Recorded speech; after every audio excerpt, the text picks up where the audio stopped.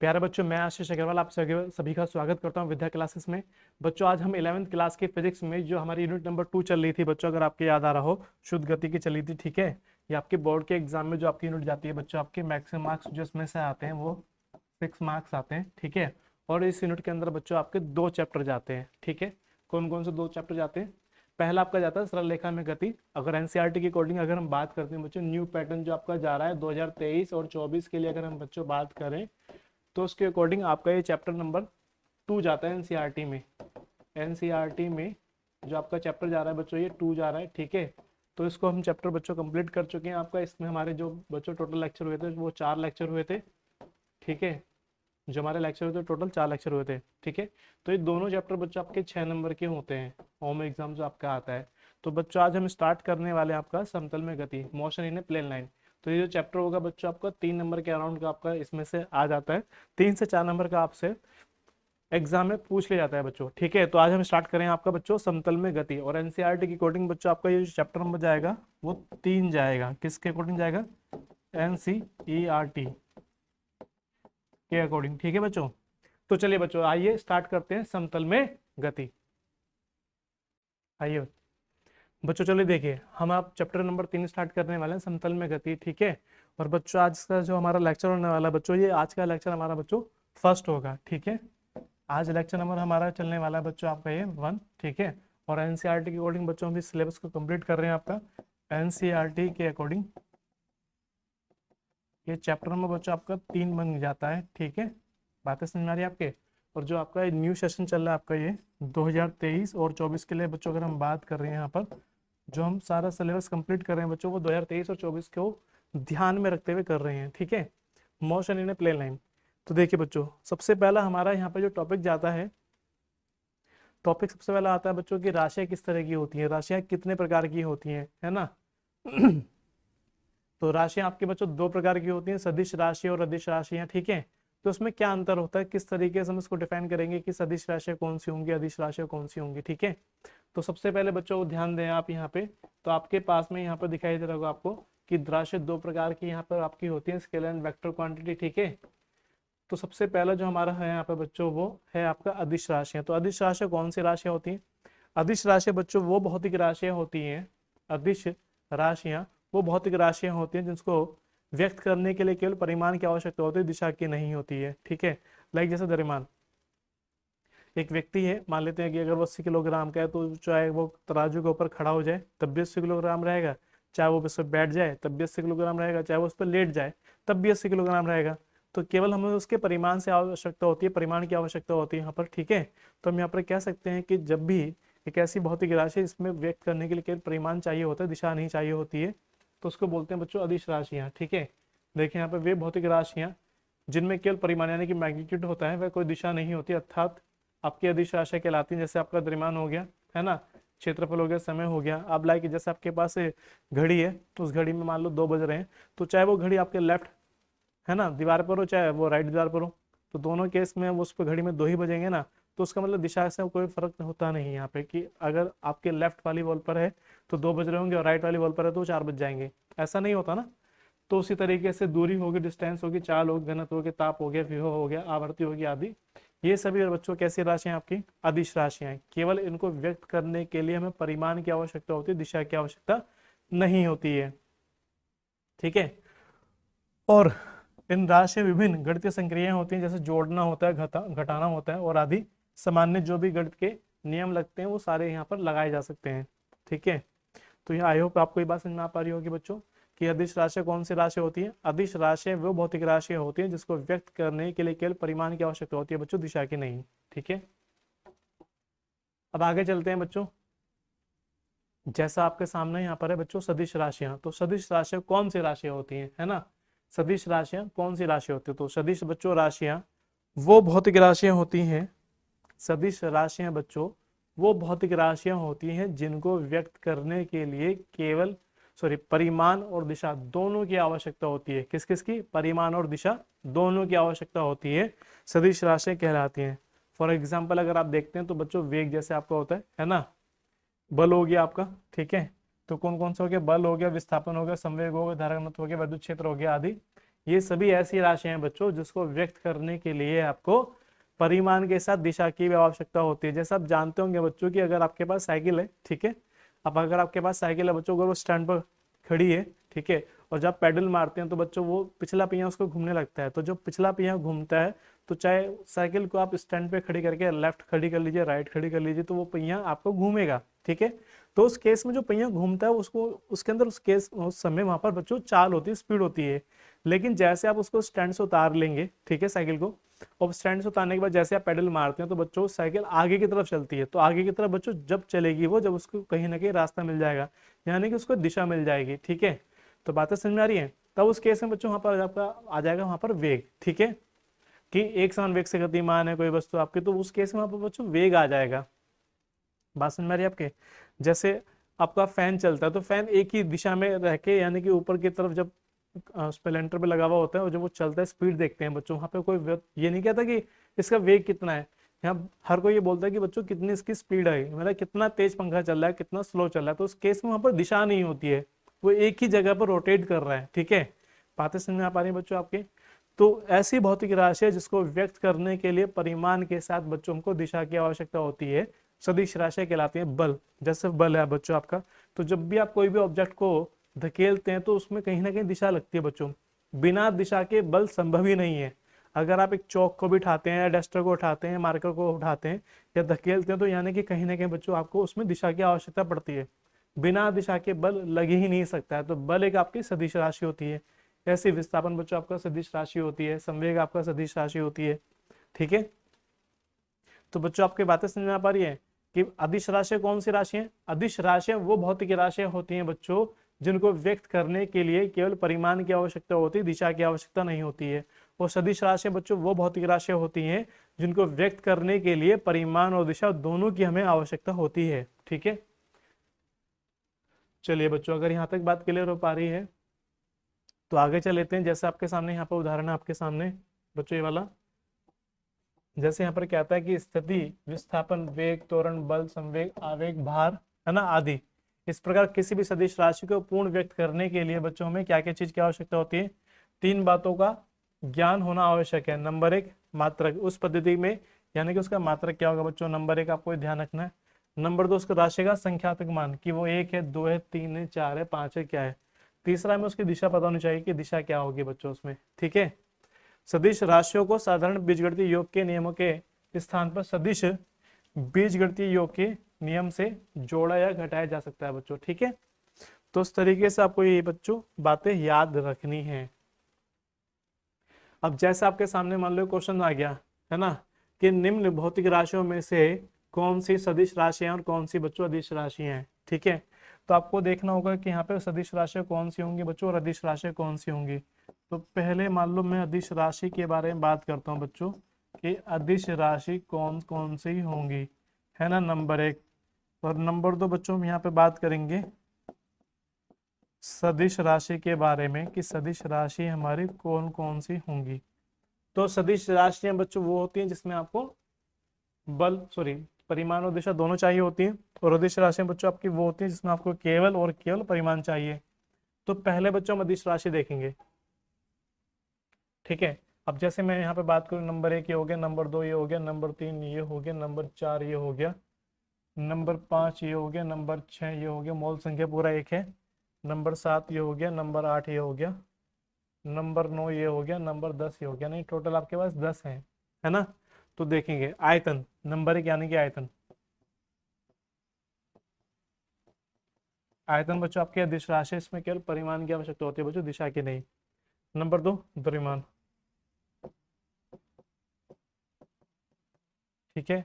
Number तीन, चाल। चाल ही बच्चों आपके अदिश राशि है।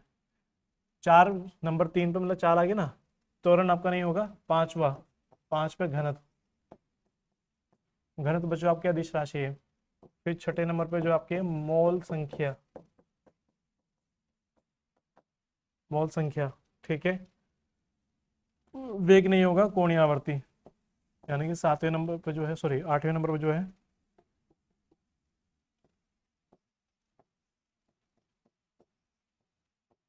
कोणीय आवर्ती, विस्थापन नहीं होगा और कोणीय वेग नहीं होगा। ठीक है, तो बच्चों अब सदिश राशि आपकी कौन कौन सी होंगी यहाँ पे? पहला हो गया, दूसरा हो गया, तीसरा हो गया, चौथा। नंबर 4 पे बच्चों आपका यहाँ जाएगा त्वरण। ठीक है, घनत्व नहीं होगा, मौलिक संख्या नहीं होगी बच्चों। फिर जाएगा आपका 7वें नंबर पे वेग, वेग हो गया। उसके बाद बच्चों आपका जाएगा 9वें नंबर का विस्थापन। ठीक है, और फिर बच्चों आपका जाएगा 10वें नंबर जो है आपका कोणीय वेग।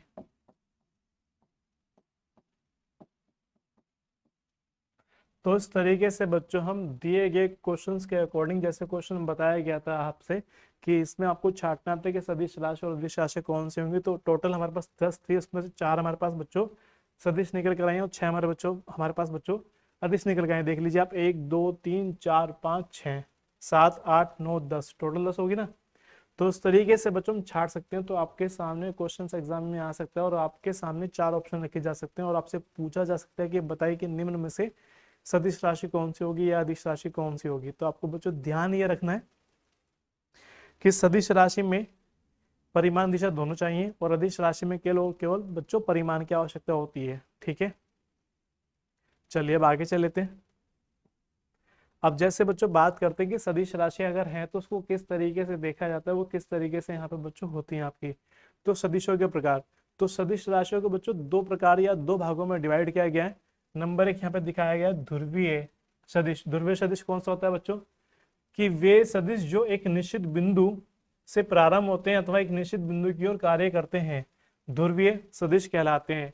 इन्हें स्थिति सदिश बच्चों कहते हैं। जैसे विस्थापन है, तो विस्थापन नॉर्मली बच्चों एक दिशा से दूसरी दिशा में होगा। ठीक है, मान लो अगर आपके पास में यहाँ पर कोई एक ऑब्जेक्ट है, यहाँ पर ये वाला, सपोज आपके पास बोला कि यहाँ पे कोई एक ऑब्जेक्ट है, यहाँ से यहाँ पर 3 मीटर की डिस्टेंस को कवर अप करता है, फिर यहाँ से बच्चों ये 4 मीटर की डिस्टेंस को कवर अप करता है ना।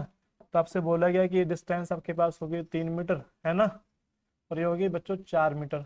ठीक है, तो बताओ इसका विस्थापन कितना हो गया। तो विस्थापन के लिए बच्चों आप क्या काम करते हैं, यहाँ से विस्थापन के लिए बच्चों आप काम करते हैं कि आप देखते हैं कि ये जो पॉइंट इसका स्टार्टिंग वाला था और अंत वाला कहाँ था, एक सीधी रेखा में बच्चों यहाँ पर आपको नजर आएगा, है ना। तो ये कैसे बताया, जो वे सदिश जो एक निश्चित बिंदु से प्रारंभ अथवा एक निश्चित बिंदु की ओर कार्य करते हैं, है ना। तो आप कह सकते हैं यहाँ पे बच्चों आपका जे वाला पॉइंट होगा, है ना, और ये वाला जो पॉइंट होगा बच्चों वो विस्थापन कहलाएगा। यहाँ से अगर पॉइंट इसको बोलें ए बी सी, तो इस केस में बच्चों यहाँ पे विस्थापन जो जाएगा आपका वो हो जाएगा बच्चों आपका ए सी, है ना। वो एक निश्चित दिशा में इस तरीके से कार्य करेगा। ठीक है, तो विस्थापन हो गया, बल संवेग हो गया, बल हो गया। तो बल भी बच्चों एक सीधी रेखा में कार्य करता है ना। बल जिस दिशा में बच्चों वस्तु को धकेलते हैं उस दिशा में बच्चों वो कार्य करता है, यानी कि हम कह सकते हैं कि विस्थापन की दिशा जहाँ जिधर होगी बल भी उसी दिशा में कार्य करेगा। ठीक है, और अक्षीय सदिश क्या होगा, एक्सल आपका वेक्टर। वे सदिश जो घूर्णन प्रभाव को व्यक्त करते हैं अथवा घूर्णन अक्ष के अनुदिश कार्य करते हैं। जैसे आप देखते होंगे बच्चों, जब अपना आप घर में एंट्री करते हैं तो जो आपका दरवाजा होता है, जो आपका डोर होता है, जब उसको आप खोलते हैं तो वो एक एक्सिस के अराउंड रोटेट करता है, यानी घूमता है इस तरीके से, है ना। कि जैसे आप उसको गेट को खोल रहे हैं तो वो इस तरीके से जाएगा, है ना। तो जैसे आपका हैंडपंप होता है, जैसे आपका नल होता है ना, उसकी जो आपकी हत्ती होती है ना। तो आपने देखा होगा कि अगर आपके पास है बच्चों यहाँ पे एक नल है ये वाला इस तरीके से, है ना, यहाँ पर आपके पास में यहाँ पर एक ये नल इस तरीके से यहाँ से पानी निकलता है, यहाँ पे एक आपके पास में हत्ती जा रही है ये वाली। तो जब इसको आप ऊपर की तरफ उठाते हैं तो ये इस एक्सिस के अराउंड या तो ऊपर की तरफ रोटेट करता है, ऊपर जाता है, या बच्चों नीचे की तरफ आता है, तो घूर्णन अक्ष के अराउंड गति करता है। ठीक है, तो जैसे आपका हो गया कोणीय वेग हो गया, कोणीय संवेग हो गया, बलागुण हो गया इत्यादि। आपको ये बातें ध्यान रखनी है। और सबसे जरूरी बात कि अगर कोई सदिश राशि है तो उसको किस तरीके से रिप्रेजेंट किया जाएगा, उसको कैसे दिखाया जाएगा। तो अगर कोई भी बच्चों सदिश राशि आपको मिलती है तो या तो आप उसको बोल्ड लेटर में लिखेंगे, है ना। बोल्ड लेटर में आपको लिखना होगा, अंग्रेजी के बोल्ड लेटर। ठीक है, देखिए यहाँ पर ध्यान से, सदिश राशियों को या तो उसके अंग्रेजी के मोटे बोल्ड अक्षर के द्वारा व्यक्त करते हैं या सादे अक्षर लिख के उसके ऊपर बच्चों एक तीर का निशान लगा देते हैं।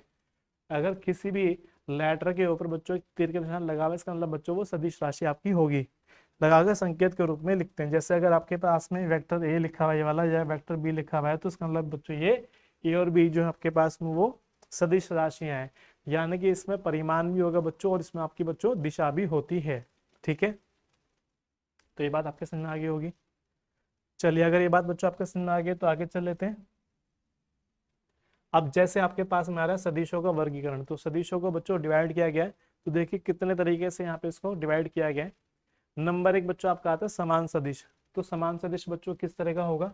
तो समान सदिश होता है कि ऐसे दो समांतर ऐसे दो समांतर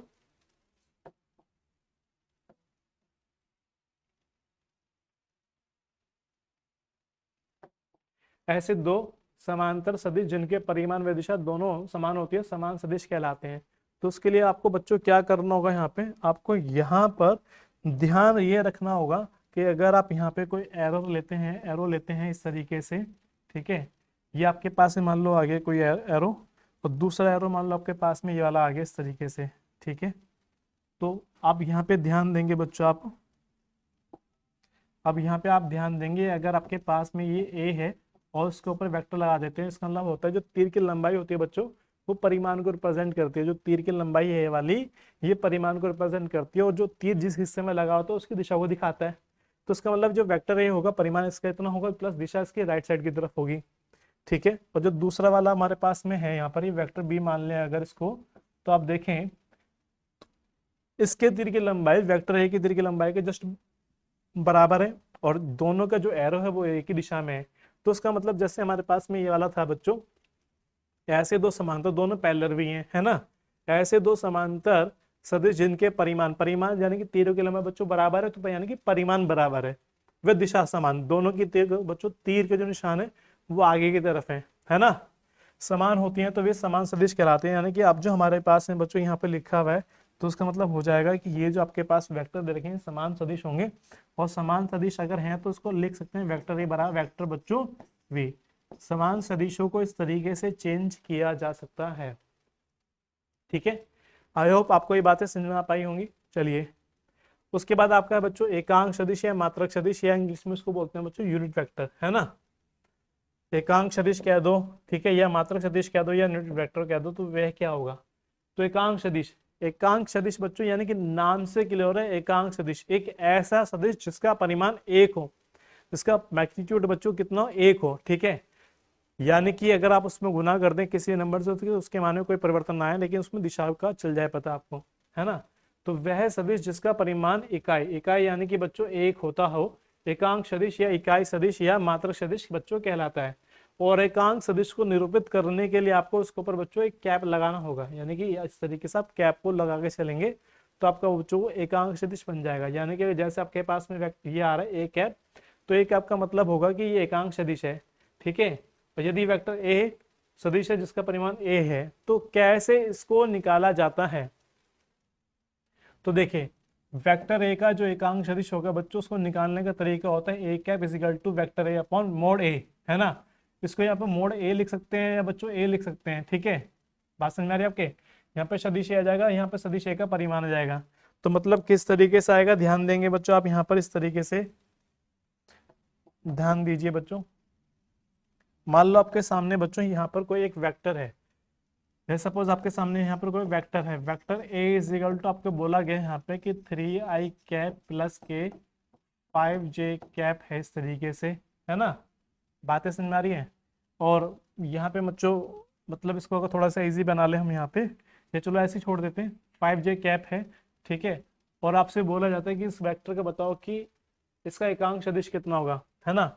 तो एकांक सदिश निकालने का तरीका होगा बच्चों a cap is equal to vector a upon में वेक्टर ए का या तो बच्चों कह दो मोड, या इसको लिख लेते हैं वेक्टर ए अपॉन में ए, या इसको लिख लेते हैं vector a upon vector a का परिमाण। तो परिमाण निकाला कैसे जाता है बच्चों? तो किसी भी वेक्टर का परिमाण निकालने के लिए आपको ध्यान रखना होगा कि अगर आपके पास में एक्स आई क्या प्लस के ए वाई जे कैप प्लस के ए जेड के कैप है और आपको परिमाण ए निकालना है, तो उसको निकालने का तरीका होता है बच्चों कि अंडर रूट लगाइए, आई के कोएफिशिएंट का स्क्वायर कीजिए, जैसे आई का कोएफिशिएंट कितना है बच्चों एक्स, जे के कोएफिशिएंट का स्क्वायर कीजिए यानी कि ए वाई का स्क्वायर प्लस के कोएफिशिएंट का स्क्वायर कीजिए यानी कि ए जेड का स्क्वायर। तो उस तरीके से आप किसी भी वेक्टर का परिमाण निकाल सकते हैं। ठीक है, तो जैसे मान लो इसमें करना होगा तो आपको पहले इसका ए निकालना होगा, और इसका ए निकालने के लिए बच्चों आप देखिए यहाँ पे क्या काम करेंगे। जब आपको ए निकालना होगा तो आप लगाएंगे 3 का स्क्वायर बच्चों 9 आ जाएगा, 5 का स्क्वायर बच्चों 25 आ जाएगा, और 9 और 25 कितना हो जाएगा, रूट में 34 चला जाएगा। ठीक है, तो बस वैल्यू पुट कर देनी है यहाँ पे। अब आपको ए कैप इजिकल टू आपका चला जाएगा ऊपर 3i कैप प्लस के 5j कैप अपॉन में आपका आ जाएगा रूट के 34, है ना। तो इस तरीके से जो बच्चों ने निकाल लिया ये आपका एकांक सदिश आ गया, यानी कि यूनिट वेक्टर। क्या आ गया बच्चों आपका ये एकांक सदिश आ चुका है। ठीक है, एकांक सदिश, कोई दिक्कत। तो इस तरीके से बच्चों आप इसको निकाल पाएंगे। चलिए अब आगे चल लेते हैं। अब जैसे यहाँ पर कहता है कि यहाँ पर ये लंबकोणीय एकांक सदिश, लंबकोणीय यानी कि जो ऐसे हमारे पास बच्चों 3 एक्सिस होते हैं एक्स वाई जेड, तो लंबकोणीय एकांक सदिश यानी कि तीनों एक्सिस पर एक ऐसा सदिश जिसका परिमाण बच्चों एक होता हो उसको बोलते हैं लंबकोणीय एकांक सदिश। और यानी कि बच्चों आपको ध्यान ये रखना होगा कि एक्स एक्सिस पर आपको आई कैप यूज करना होता है, आई कैप, और वाई एक्सिस पे बच्चों आपको जे कैप इस्तेमाल करना होता है, और के कैप जेड एक्सिस पे आपको बच्चों के कैप का इस्तेमाल करना होता है। के कैप, आई कैप, जे कैप, यानी कि इन पे कैप लगा हुआ है। कैप का मतलब बच्चों कि इनका परिमाण खुद का एक होता है। ठीक है, और ये कैसे होंगे, लंबकोण, यानी कि एक दूसरे से 90 डिग्री के कोण पर होते हैं। तो आई कैप, जे कैप, के कैप, इन सबका परिमाण कितना है बच्चों, आप देख सकते हैं यहाँ पे कि परिमाण केवल एक है ना। लंबकोणीय अक्ष एक्स वाई जेड अक्षों की दिशाओं में एकांक सदिश आई कैप, जे कैप, के कैप के रूप में लिखा जाता है। इन्हें ही बच्चों लंबकोणीय एकांक सदिश कहते हैं। अब देखिए बच्चों अगला कि विपरीत सदिश कह दो या ऋणात्मक सदिश कह दो। तो विपरीत और ऋणात्मक में सिंपल सा अंतर है कि ऐसे दो समांतर सदिश जिनके परिमाण बराबर होते हो परंतु दिशा विपरीत होती हो। ऐसे दो समांतर सदिश जिनके परिमाण का मतलब जिससे में आप देखें बच्चों तीरों की लंबाई दोनों की इक्वल है लेकिन दिशा एक दूसरे के अपोजिट है, एक आगे की तरफ है दूसरा पीछे की तरफ है, तो इसलिए इसको कहा जाता है विपरीत सदिश। और विपरीत सदिश बच्चों अगर इनको लिखा जाता है तो हम यहाँ पे इसको इस तरीके से लिख सकते हैं, यानी कि हम यहाँ पर ये नहीं कह सकते कि वेक्टर सी बराबर होगा वेक्टर डी के, ये नॉट इक्वल जाएगा। अगर आपको इसको इक्वल लिखना है बच्चों तो वेक्टर सी लगा के माइनस लगाना होगा और वेक्टर डी के इक्वल हो जाएगा इस तरीके से, या vector D is equal to minus के सी लिख सकते हैं। तो एक ही बात होगी यहाँ पर बच्चों। इस प्रकार किसी सदिश का चिन्ह बदल दिया जाए तो उसकी दिशा विपरीत हो जाती है तथा दिशा विपरीत कर देने पर सदिश का चिन्ह बदल जाता है। ठीक है, तो बातें क्लियर हो पाई। ऐसे दो समांतर सदिश जिनके परिमाण बराबर होते हैं परंतु विपरीत दिशा होती है, यानी दिशा विपरीत होती है, वे वेक्टर कैसे कहलाते हैं बच्चों, ऋणात्मक वेक्टर कहलाएंगे या ऋणात्मक सदिश कहलाएंगे या विपरीत सदिश कहलाते हैं। सदिश हिंदी का वर्ड है और वेक्टर बच्चों इंग्लिश का वर्ड है। ठीक है, आगे देखें बच्चों यहाँ पे जैसे क्या रहा है संरेखीय सदिश। अब संरेखीय सदिश क्या है बच्चों, यहाँ पे आपका समान अथवा असमान परिमाण के वे सदिश जो परस्पर समांतर हो, परस्पर समांतर यानी कि असमान हो चाहे समान हो, ठीक है, लेकिन परस्पर समांतर हो, सम रेखीय सदिश कहलाते हैं। अब जैसे बच्चों आपको यहाँ दिखाई दे रहा होगा कि इसमें वेक्टर ए और वेक्टर एफ में दोनों के परिमाण तो अलग अलग है, चूंकि तीरों की लंबाई अलग अलग है लेकिन दोनों एक दूसरे के समांतर है। ठीक है, यहाँ पे देखें बच्चों कि ये दोनों एक दूसरे के समांतर है, ठीक है, परिमाण बराबर परंतु दिशा विपरीत है। ठीक है, में प्रदर्शित वेक्टरी परिमाण परंतु परिमाण में असमान परंतु एक दूसरे के समांतर और समान दिशा में, इसलिए समरेखीय सदिश कहलाएंगे। जबकि इसमें परिमाण समान है एक दूसरे के समांतर व दिशा में विपरीत है तो ये एक दूसरे के समरेखीय सदिश कहलाएंगे। ठीक है, तो समरेखीय सदिश बात तो समझ में आ गई, जब परिमाण बराबर हो या ना हो, दिशा समान हो या ना हो, लेकिन एक दूसरे के समांतर होने चाहिए। अगर एक दूसरे के समांतर हैं देन उस केस में हम कह सकते हैं कि समरेखीय सदिश कहलाएंगे। ठीक है, आगे देखिए बच्चों सह प्रारंभिक सदिश। अब सह प्रारंभिक सदिश क्या है बच्चों, कि वे सदिश जिनका प्रारंभिक बिंदु समान हो। देखें यहाँ पर एक इन सभी का जो सदिश है आपका, इन सबका पॉइंट जो स्टार्टिंग वाला है बच्चों वो पॉइंट ओ से स्टार्ट होता है, चाहे आई कैप हो, सॉरी वेक्टर आई हो, वेक्टर जे हो, वेक्टर के हो, तीनों का स्टार्टिंग पॉइंट आपका ओ से स्टार्ट होता है, इसलिए इसको बोला जाता है बच्चों सह प्रारंभिक सदिश कहलाते हैं। यानी कि वे सभी सदिश जिनका प्रारंभ एक ही बिंदु से होता है सह प्रारंभिक सदिश कहलाते हैं। ठीक है, क्लियर बातें होगी। अब आगे चल लेते हैं बच्चों। अब जैसे आपका आगे चल रहा है यहाँ पे कि शून्य सदिश है ना। अब शून्य सदिश अगर आपसे बोला जाता है ना कि एक परिमाण यानी कि वह सदिश जिसका परिमाण शून्य होता है, जीरो होता है, शून्य सदिश कहलाता है। ठीक है, तो ध्यान देंगे,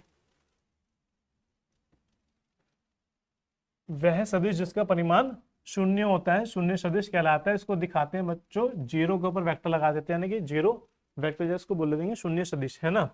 शून्य सदिश के प्रारंभिक प्रारंभिक तथा अंतिम बिंदु संपाती होते हैं, अर्थात इनका परिमाण शून्य होता है और इसकी दिशा अनिश्चित होती है। यदि दो सदिश परिमाण में बराबर तथा दिशा में विपरीत हो तो उनका सदिश योग भी बच्चों एक शून्य सदिश के बराबर होगा।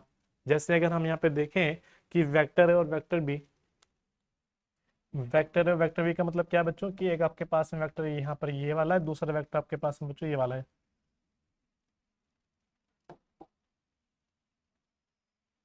इस तरीके से तो आप देख सकते हैं कि यहाँ पे बच्चों आपके पास वेक्टर ए होगा, ये वाला बच्चों आपके पास वेक्टर बी होगा, तो ये दोनों एक दूसरे के परिमाण के बराबर है परंतु दिशा विपरीत है, तो इसलिए इसको एक दूसरे के अपोजिट कर दिया गया। लेकिन जब इनको जोड़ा जाएगा, जब इसको vector A vector plus B करा जाएगा, क्योंकि दोनों वैल्यू बराबर होती हैं आपकी ये वाली, तो जैसे आप यहाँ देखेंगे तो उसकी जगह भी मान लो ए की जगह हमने इसको लिख दिया minus vector B plus B लिख दिया, तो आपको ये कट जाएगा, तो आपके पास क्या बचेगा बच्चों, जीरो सदिश यानी कि शून्य सदिश आ जाएगा।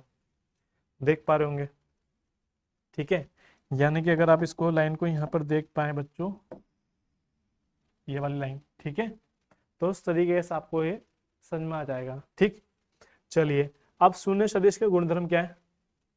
पहला बच्चों पॉइंट ये कहता है कि शून्य सदिश सदिश योग का तत्समक अवयव है, यानी कि किसी भी सदिश में जीरो अगर आप जोड़ देते हैं तो वो उस वेक्टर के परिमाण में या उस वेक्टर के मान में कोई परिवर्तन नहीं आता है। ठीक है, शून्य सदिश को किसी परिमित संख्या m से गुना कर दें तो आपको शून्य सदिश ही प्राप्त होगा।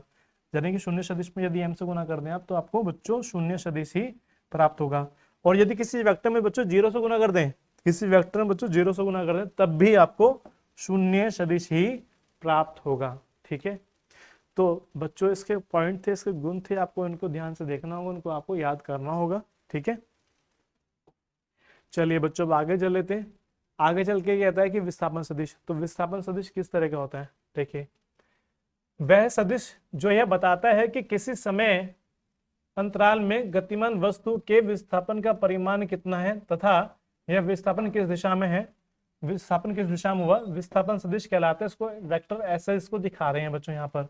ठीक है, अब जैसे हम यहाँ पे देख पा रहे हैं कि यह सदिश गतिमान वस्तु की प्रारंभिक स्थिति से अंतिम स्थिति को मिलाने पर प्राप्त होता है। ठीक है, उदाहरण के लिए देख सकते हैं बच्चों यहाँ पर डायग्राम दिखा रखा है कि चित्र में गतिमान वस्तु की किसी क्षण T1 पर स्थिति पॉइंट P पर है यहाँ पर। ठीक है, जिसकी दूरी मूल बिंदु O से अगर हम देखें तो ये वेक्टर R1 आ जाएगी। ठीक है, तथा किसी अन्य क्षण T2 पर इसकी स्थिति बच्चों Q पॉइंट पर चली जाती है, तो उस केस में जो समांतराल लगा हमारा T2 माइनस T1, तो वस्तु में अगर हमको निकालना है विस्थापन तो इसका मतलब ये P से लेके Q तक का हो जाएगा। और आपको बस ये ध्यान रखना होगा कि जब तीर से तीर मिल जाएगा जिस एरर में, यानी कि तीर से तीर मिलेगा, यानी कि वो उसका बच्चों परिमाण रिप्रेजेंट को करता है, परिमाण दिखाता है। ठीक है, तो यानी कि ये आपका बच्चों योग कहलाएगा आपका। ठीक है, तो हम यहाँ पर कह सकते हैं बच्चों आपसे कि यहाँ पे बच्चों जो आपका R2 होगा वो आपका वेक्टर R प्लस R के इक्वल हो जाएगा। और यहाँ से अगर आपको बच्चों R निकालना है तो vector R2 minus vector R1 जाएगा, और वेक्टर R2 जो है आपको वो PQ हो जाएगा। ठीक है, PQ हो जाएगा और R2 माइनस के R1 निकाला जाएगा। इस तरीके से बच्चों हम यहाँ पर इसको निकाल सकते हैं कि विस्थापन सदिश जो होगा आपका वो वेक्टर S से लेके PQ के बीच में हो जाएगा। ठीक है, सिंपली क्वेश्चंस में देखेंगे तो आपको जो समय यानी कि जो बाद वाला होगा उसमें से आपको पहले वाले को माइनस कर लेना होगा, तो आपका विस्थापन बच्चों निकल के आ जाएगा। ठीक है, तो जैसे अगर आपके सामने क्वेश्चन इस तरीके से आ जाता है बच्चों,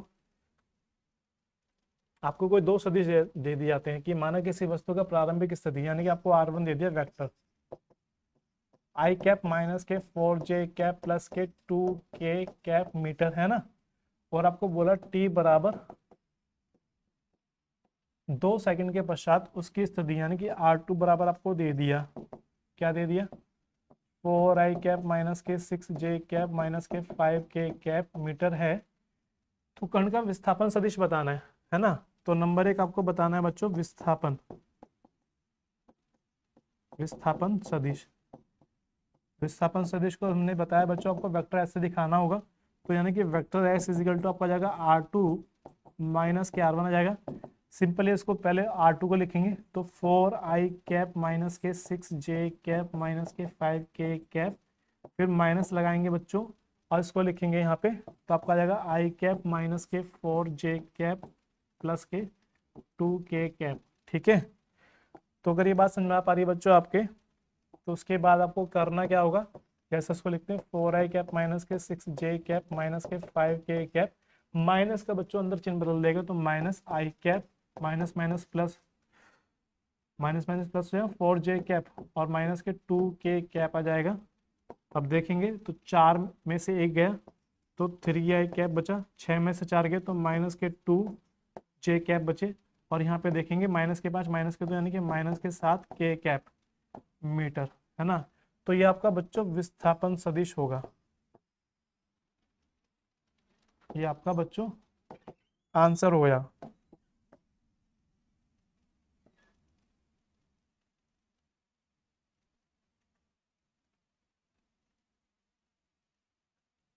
ठीक है, तो आपके सामने वाला बच्चों विस्थापन सदिश आ चुका है, तो उस तरीके से इसको कर लिया जाएगा। ठीक, अगर यहाँ पे जो आपको विस्थापन सदिश समझ में आ गया तो आपको इसकी चाल निकालनी होगी। तो पहले तो बच्चों हम इसका निकालेंगे वेग। तो वेग क्या होता है बच्चों आपका, वेग होता है बच्चों विस्थापन बटे समय। विस्थापन जस्ट अभी हमने निकाल लिया, कितना है 3i कैप माइनस के 2j कैप माइनस के 7k कैप अपॉन समय कितना है बच्चों 2। तो यहाँ तो वेग आया, वेग तो एक सदिश राशि होती है ना, जबकि चाल होती है अदिश राशि। तो जब चाल निकालेंगे तो चाल में केवल हमको बच्चों परिमाण चाहिए होता है, तो चाल निकालने के लिए इसका अंडर रूट कर देंगे यहाँ पे। तो देखिए आई का कोफिशिएंट कितना आएगा बच्चों, यहाँ पे आई का कोफिशिएंट, आई का कोफिशिएंट है 3 का स्क्वायर जाएगा, फिर यहाँ पे बच्चों 2 का स्क्वायर जाएगा। ठीक है, क्योंकि हम ये ऊपर ही ऊपर होगा बच्चों,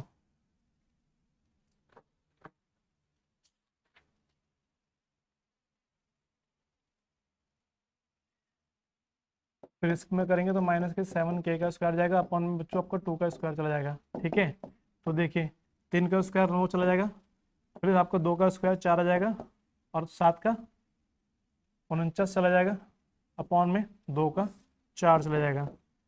ठीक है, तो देखिए बच्चों, तो यहाँ पर अगर देख लेते हैं इसको 49 और 4 फिर 53 हो जाएगा, 53 और 9 62 हो जाएगा बटे में 4। तो ऑलमोस्ट अगर देखें बच्चों, अगर ऊपर 64 होता तो 8 बाहर निकल के जाता, लेकिन नीचे से तो बच्चों आपका 2 बाहर निकल के जाएगा और ऊपर 8 से थोड़ा सा कम आएगा, तो यानी कि 7 पॉइंट के अराउंड अगर हम यहाँ पे मान के चलें बच्चों कि आपका यहाँ पर लगभग लगभग 9 आ जाता है, तो ऑलमोस्ट आपका जो वैल्यू निकल के आती है 3.9 मीटर पर सेकेंड निकल के जाएगी। तो इस तरीके से बच्चों इस क्वेश्चन में आपने विस्थापन बता दिया है और उसकी चाल बता दी है। ठीक है, तो इस तरीके से बच्चों आपको ये करना होगा। तो चलिए बच्चों, मिलते हैं आपसे आज नेक्स्ट वीडियो नेक्स्ट लेक्चर में। आज के लिए बच्चों बस इतना ही। हैप्पी लर्निंग, धन्यवाद।